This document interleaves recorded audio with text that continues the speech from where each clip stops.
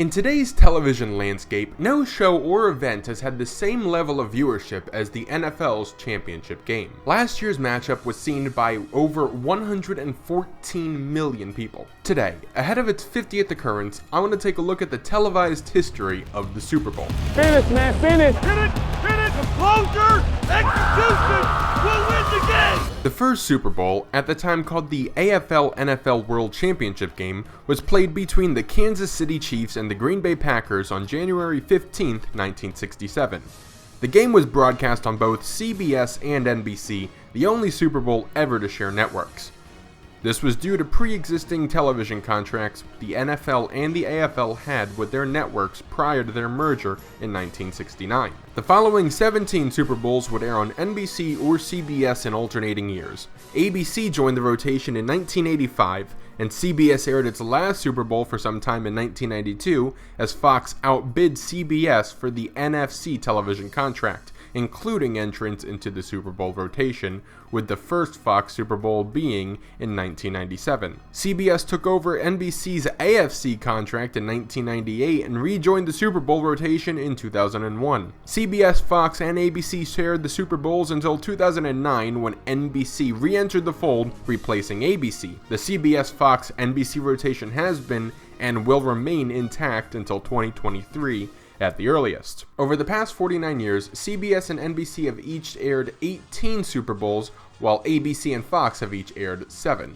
The first Super Bowl was watched by 25.1 million Americans. Viewership rose into the 40 millions in 1969, the 50s in 1972, and the 70s in 1979. The 1982 Super Bowl, between the San Francisco 49ers and the Cincinnati Bengals, has the highest ratings of any Super Bowl, with 49.1% of American television watchers tuning into the event.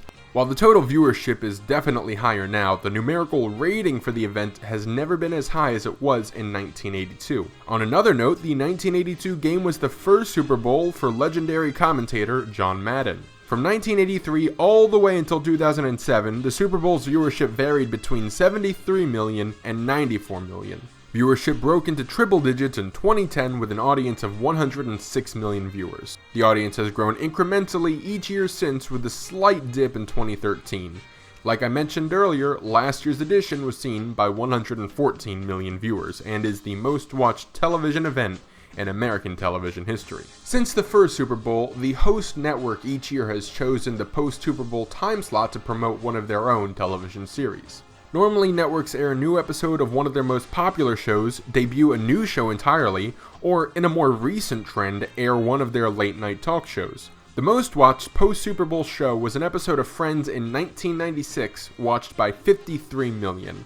Shows to get this time slot in recent years have been The Blacklist, Glee, New Girl, and plenty of talk shows. In fact, this year, CBS will follow the game with Stephen Colbert's and James Corden's talk shows.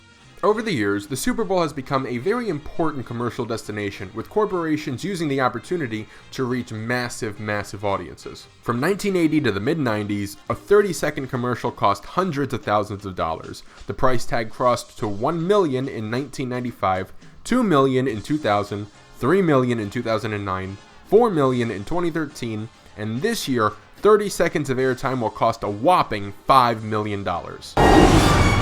The most influential Super Bowl ad of all time is widely considered to be an Apple ad directed by Ridley Scott, director of Alien and more recently The Martian, which aired in 1984. The ad, influenced by the George Orwell dystopian novel 1984, introduced the first Macintosh personal computer. On January 24th, Apple Computer will introduce Macintosh. And you'll see why 1984 won't be like 1984. While a good Super Bowl ad can help a company flourish, a bad one can cause incredible backlash, as evidenced last year with Nationwide. I couldn't grow up because I died from an accident. The 2015 Super Bowl saw Nationwide air an unmitigated disaster of an ad based around a dead child stating things he could not do since he died in an accident. The bleak and depressing commercial was blasted by social media unlike any other marketing campaign ever had the opportunity to be. The ad was pulled from airwaves completely within a couple of days, and the head of Nationwide's marketing stepped down a couple months after. Nationwide will not be advertising at this year's game, despite one of their biggest spokesmen, Peyton Manning, being a key participant. Epic comeback starts right here. Perhaps the biggest aspect of the Super Bowl, other than the game itself, is the halftime show. From the first Super Bowl until the late 1980s, the show was primarily performed by college marching bands. The first true superstar act to headline the show was New Kids on the Block in 1990. After Fox took viewers away from the halftime show with a live episode of the sketch program In Living Color aired during the halftime show in 1992, the NFL countered the following year with the biggest superstar on the planet, Michael Jackson.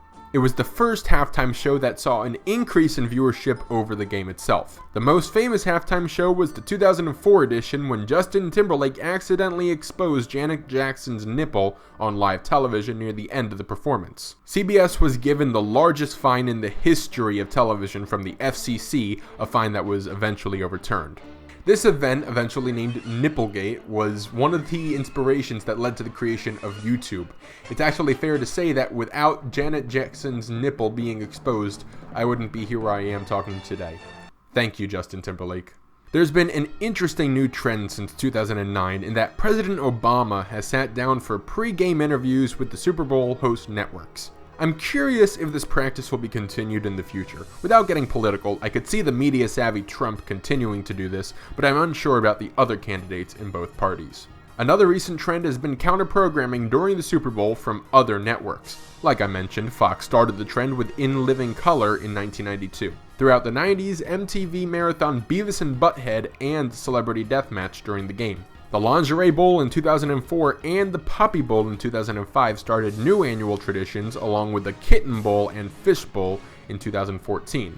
Last year, YouTube hosted their own halftime show with internet stars. I applied to be part of this year's edition, and they followed up with canceling the event entirely. My bad. Alright, well that's all I've got for the televised history of the Super Bowl, but before I go, I just want to give my picks and predictions for the game. Panthers, Broncos. Okay, my head says the Panthers, my heart says the Broncos. I would love for Peyton Manning to go out on top, end this game, retire with a Super Bowl. But at the same time, how do you stop Cam Newton? How do you stop the Panthers? It's really going to come down to, I guess, Chris Harris, Aqib Talib, and Brandon Marshall in the backfield. See if they can stop Greg Olsen from getting the ball. I can't imagine Ted Ginn Jr. is going to have a monumental game. Offensively, Peyton Manning has to not turn the ball over. Normally that'd be an easy thing to say with Peyton, but this year clearly is not proven to be the case. I do think Luke Kuechly picks off Peyton Manning once.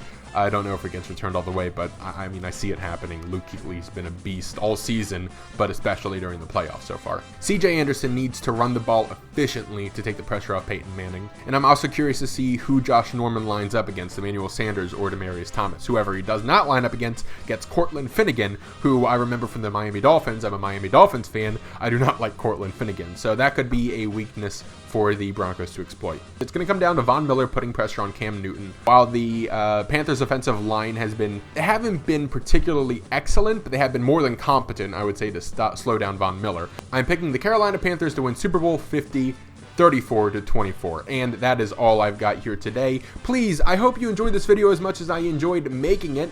Let's have a conversation in the comments below. Let's talk about the game. I'm excited. Like this video, subscribe to my channel if you have not already done so, and stay tuned for more here on TV Junkie.